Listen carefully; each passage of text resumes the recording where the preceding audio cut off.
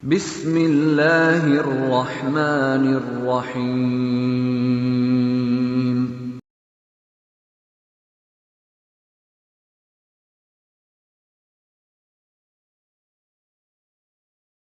Jadi di antara bentuk pelanggaran yang paling berat adalah mengkafirkan sama muslim tanpa dalil, apalagi sampai menumpahkan darahnya. Dan Allah berfirman, "Wala ta'tadu", jangan melampaui batas, innallaha la yuhibbul mu'tadin.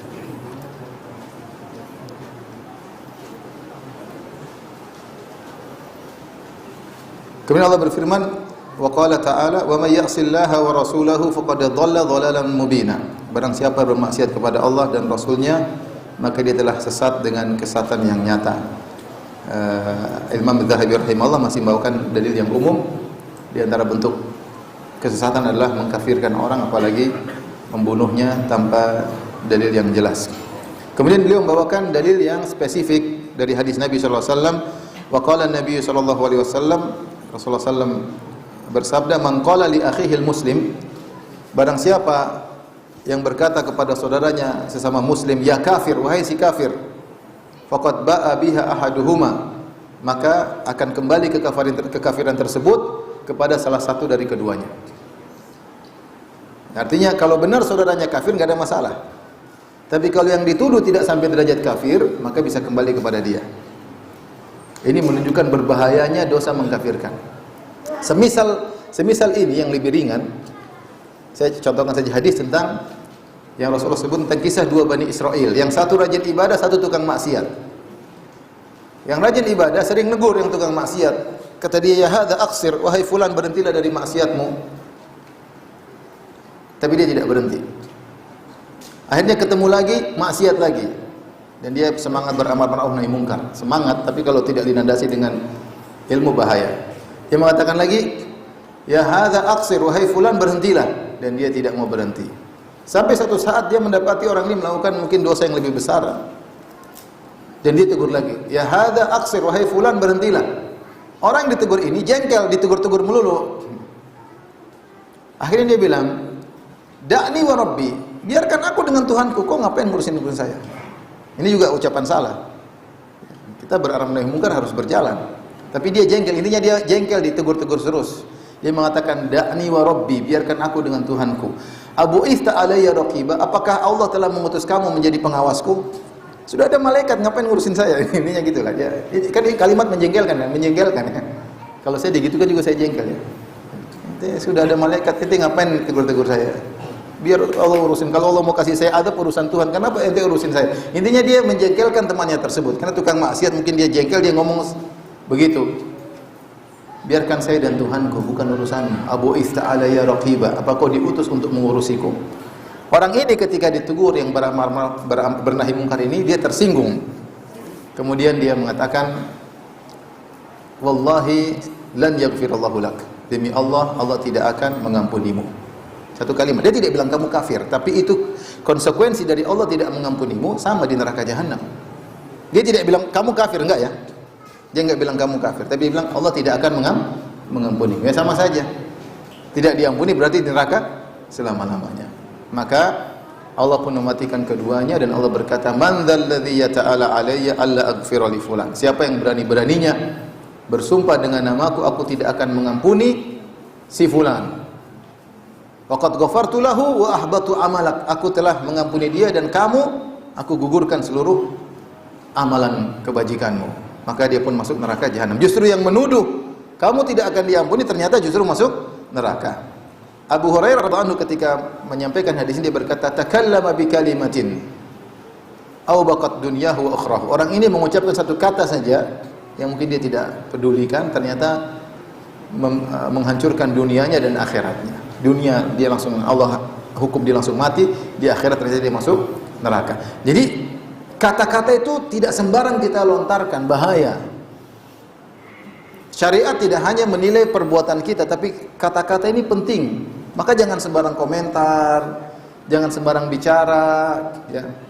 Jangan sembarang menuduh, jangan sembarang menggampang-gampangkan syirik misalnya, jangan, bahaya. Orang masuk Islam dengan kata-kata atau tidak? Orang masuk dengan kata-kata. Orang keluar dari Islam juga dengan apa? Kata-kata. Orang ini karena dia saking semangat dia bilang Allah tidak akan mengampunimu. Lihat akibatnya dia dimasukkan dalam neraka oleh Allah Subhanahu wa taala. Menunjukkan hal itu adalah dosa besar. Bagaimana lagi dengan yang mengatakan kamu kafir meskipun dia pelaku maksiat, meskipun dia tukang zina, meskipun dia tukang makan riba, tapi untuk derajat kafir itu lain cerita. Lihat ketika ada seorang didatangkan di hadapan Nabi sallallahu alaihi wasallam dan dia minum khamar, didatangkan dicambuk lagi. Kemudian didatangkan dicambuk lagi, minum khamar berulang-ulang. Sampai ada yang sahabat yang mungkin jengkel, dia mengatakan la'anahullah, semoga Allah melaknatnya. Rasulullah tegur. La tal'anuh, kata Nabi, jangan kalian melaknat dia. Fa innahu yuhibbullaha wa rasulahu. Ini orang meskipun dicambuk-cambuk, dia cinta kepada Allah dan Rasulnya. Jadi ada penghalang yang buat dia tidak terlaknat, apalagi dikafirkan. Nah, sebagian orang mudah mengkafirkan dengan kelaziman-kelaziman. Contoh ya, ini misalnya mengkafirkan pemerintah sangat mudah begini. Jadi dipraktikkan di Arab Saudi, orang tukang takfiri ini mengatakan raja membolehkan dibukanya bank ribawi di kota Madinah misalnya. Tidaklah dia mau mengizinkan dibukanya bank ribawi di kota Madinah kecuali dia menghalalkannya. Itu kan menghalalkan riba kafir. Jadi namanya mengkafirkan dengan apa? Kelaziman. Ini tidak boleh seperti itu. Tidak boleh. Jangankan mengizinkan buka, yang praktek riba aja belum tentu menghalalkan riba. Apakah kalau orang, misalnya ada seorang, waliyadzubillah, dia buka tempat prostitusi, dia keluarkan surat izin, boleh lokalisasi prostitusi dibuka di sini, izin. Apakah berarti dia menghalalkan zina? Belum tentu. Dia kan ada kepentingan duniawi, ingin dapat duit. Jangankan yang mengizinkan, yang berzina saja tidak menghalalkan apa? Zina. Betapa banyak orang yang melakukan zina dan mereka tahu mereka bersalah. Dia tidak mengatakan zina itu apa? Halal. Beda kalau zina halal maka bisa kafir. Tapi intinya tidak boleh seorang mengkafirkan dengan kelaziman. Perhatikan di sini kata Nabi sallallahu alaihi wasallam, "Man qala li akhihil muslim." Siapa yang berkata kepada saudaranya semua muslim, "Wahai kafir," faqad ba'a biha ahaduhuma, maka akan kembali kepada salah satunya. Ini dalil bahwasanya masalah kafir mengkafirkan bukan semua orang boleh bicara. Ya. Sering kita ditanya, "Ustaz, emang hanya ulama saja yang boleh mengkafirkan?" Ya, tidak juga. Yang penting kamu punya ilmu. Karena kalau kamu salah praktek, kamu yang bisa kembali kepada kamu. Ini dalil sangat tegas bahwasanya masalah kafir mengkafirkan ini ranahnya bukan ranah sembarang orang. Apalagi mengkafirkan dengan sistem MLM ya. Presiden kafir. DPR kafir apa DPR kafir? DPR kafir katanya. Sampai saya dengar seperti itu, DPR kafir, MPR kafir. Karena membuat undang-undang selain Allah misalnya. Terus yang jualan SS makanan di sekitar kantor itu kafir juga karena mendukung apa?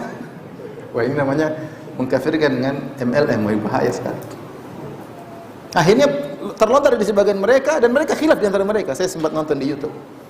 Di antara mereka yang mengatakan semua ASN kafir. Kenapa dengan kelaziman? Tapi yang tidak mengkafirkan ASN gimana? Antum-antum ini kafir juga. Karena ragu dengan kekafiran pegawai negeri. Repot ini. Dipikir itu perkara sepele, itu bukan perkara sepele, itu dosa besar. Antum lihat sejarah Imam Ahmad rahimahullah ta'ala. Imam Ahmad disiksa. Sampai 3 khalifah menyiksanya, memaksa dia untuk mengatakan Al-Quran itu makhluk. Dia nggak mau. Perkataan Al-Quran itu makhluk, ijma' ulama itu kekufuran. Tapi tidak semua orang yang mengucapkan Al-Quran itu makhluk kemudian menjadi apa? Kafir. Nah, kalau kita lihat misalnya dari Khalifah Al-Ma'mun, kemudian Khalifah Al-Mu'tasim, kemudian Al-Wathiq, semuanya memaksa Imam Ahmad untuk mengucapkan Al-Quran itu makhluk. Buktinya apa? Imam Ahmad tidak mau, maka dicambuk, disiksa, ya. Sampai daging lepas dari badannya, ya. Sampai disebutkan ketika disiksa sampai celananya mau lepas, sampai dia kemudian melihat ke langit, dia berdoa kepada Allah agar celananya tidak lepas karena auratnya akan terlihat. Dan kemudian celananya terikat lagi. Sampai setelah dia disiksa, ada yang tanya, "Wahai Imam, kenapa waktu kau disiksa kami melihat engkau melihat ke atas?"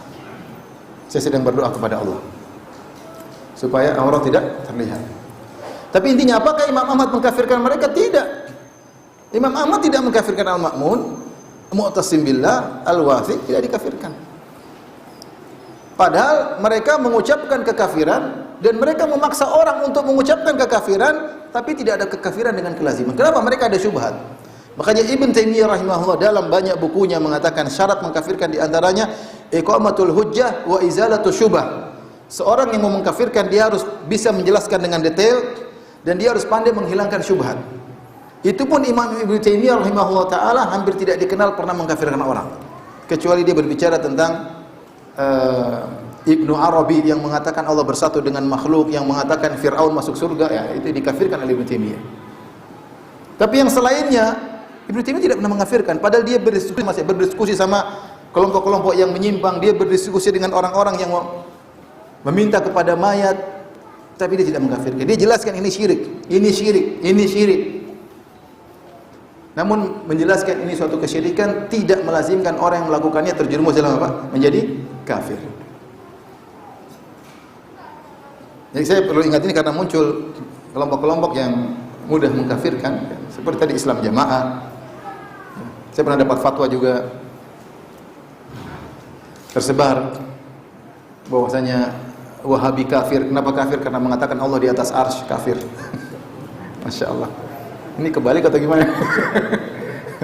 Memang Allah di atas arsy, kafir. Mengatakan Allah berbicara dengan suara, kafir. Dan sebagian mereka, bukan di Indonesia, jadi di luar ada juga haram sholat di belakang orang Wahabi, sholat tidak sah. Subhanallah. Ya, saya bilang Al-Quran ini Allah di atas arsy, yang bilang Allah, terus saya kafir. Ajib. Tapi begitu syubhat. Ya. Syubhat.